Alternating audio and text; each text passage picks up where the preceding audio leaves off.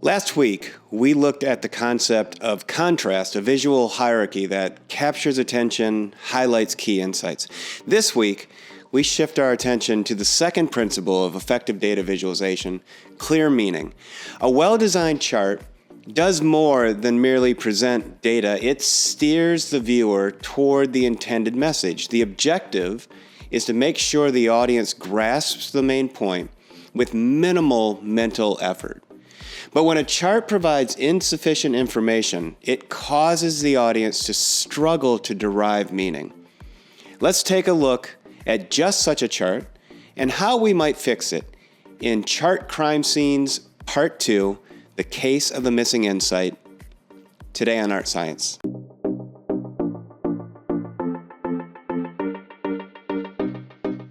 Hey there, I'm Kevin Hartman, Associate Professor at the University of Notre Dame and founder of the Art+Science Analytics Institute, where our mission is to make you a better data analyst. Take a look at this problematic data visualization, a chart titled Gold in 2020.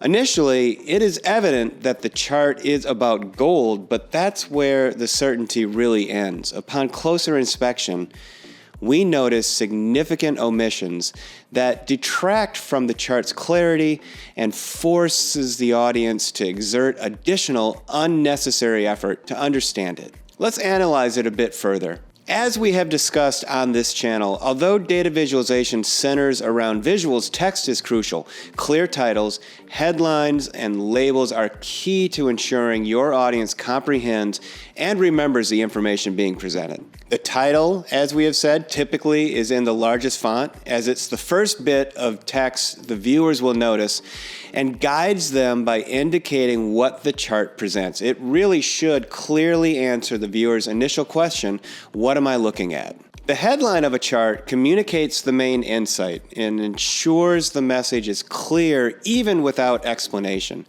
Together, these components establish the foundation of audience understanding. Now, in this instance, the chart title is just way too vague and there's no headline at all. The audience has only a short, ambiguous phrase to rely on: gold in 2020. Does this chart track gold's price, supply, mining volume, or investor holdings? Is the data shown in daily, weekly, or monthly intervals? Does it cover the whole year or just part of it? The result is an unclear narrative that leaves the audience guessing. A well-crafted headline acts as the analyst's voice. It provides insight when further explanation is absent. Perhaps the creator of this visual could have presented a very elegant story that matched the data and clarified everything in the visual. However, as is often the case, they are not here with us. The poorly constructed title and lack of a headline mean we'll never know what their intended message really was. Here's how to fix it. Enhance the title to clarify what is being assessed and within what period. For example, instead of the vague gold in 2020, a more precise title would be something like gold prices in early 2020.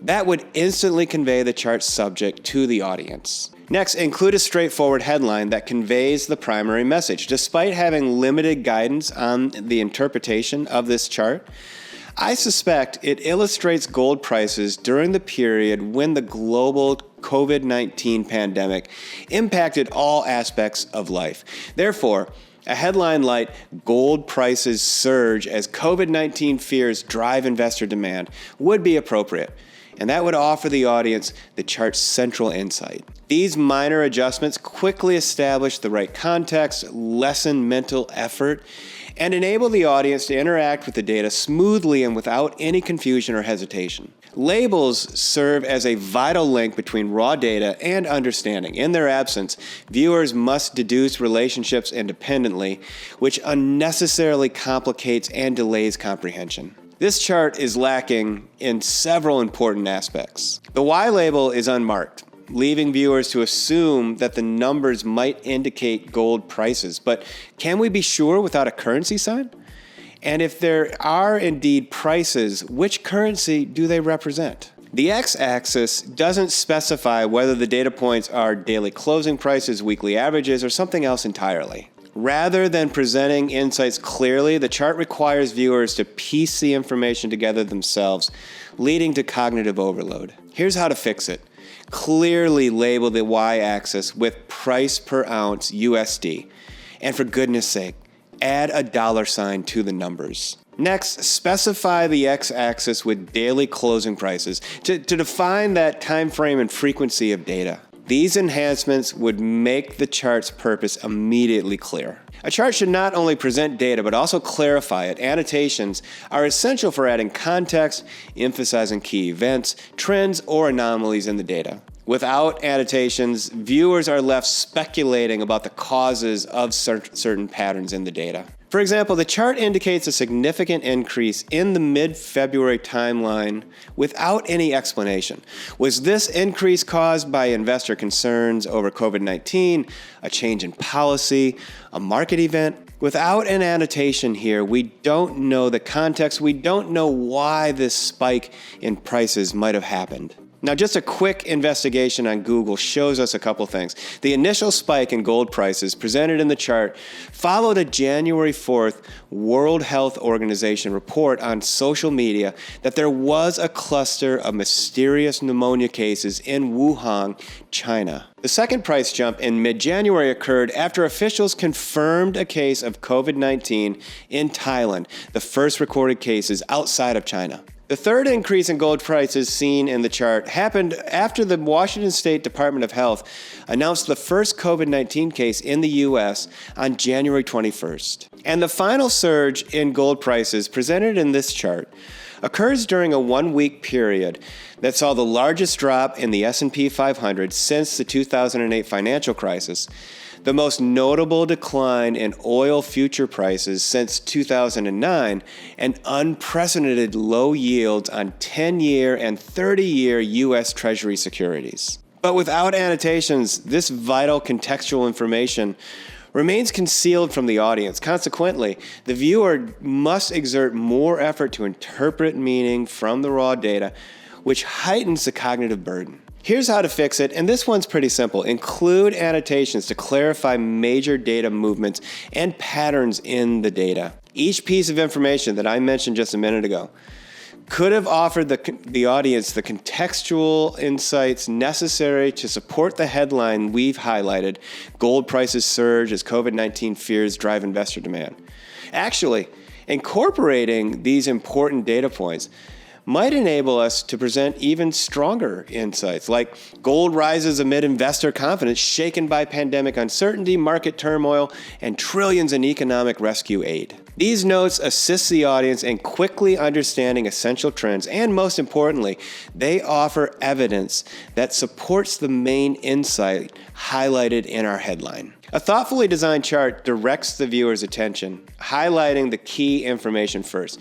Elements like bold text, arrows, or reference lines play a crucial role in achieving this. Now, in this chart, every data point is treated equally, even though some changes are far more significant than others. The dramatic price increases in February isn't emphasized, making it blend in with the major fluctuations. And there are no reference markers, making it difficult to gauge the magnitude of the changes that we're seeing here in the data. Without these design elements, viewers lack clear direction on where to concentrate, potentially directing their attention to less significant details and missing the real important meanings trapped in this chart. Here's how to fix it.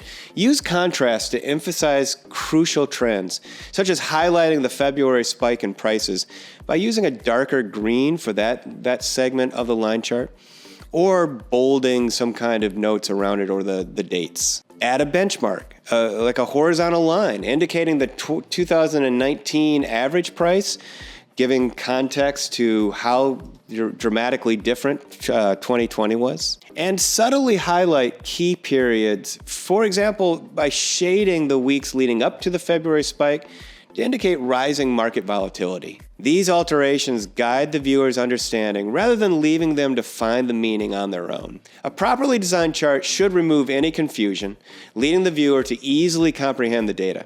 Regrettably, this chart fails in that regard. It confuses the viewer by missing labels, a vague title, no annotations, and the absence of visual guidance. Fixing these problems would change the chart from a muddled visual to one that is insightful and straightforward. To accomplish this, make sure to include the following elements when creating charts with clear meaning. Minimize cognitive load by making sure the chart presents data in a very straightforward, clean, and simple way. Include titles to orient the viewer and headlines to communicate the main insight. Ensure that labels are used appropriately and remove all uncertainty from the data. Apply annotations to tell the story clearly rather than leaving it implied. And use visual cues to direct attention so that any key insight in the graph really stands out. Next week, we will explore the third aspect of good data viz, refined execution, focusing on how intentional design decisions can remove distractions and transform your data visualization from simply useful to understandable. Thanks so much for watching. If you haven't already, take a moment to subscribe to this channel, like this video, and share it with anyone who you think is interested in data analytics. Every single week, we are bringing new, exciting, and important videos on data analytics to this channel. We would love to have you there for the journey. Also, be sure to check out the links in the description for additional art science resources, and sign up for our newsletter to get exclusive tips, course updates, and more directly in your inbox. Thanks again for watching. We'll see you in the next video.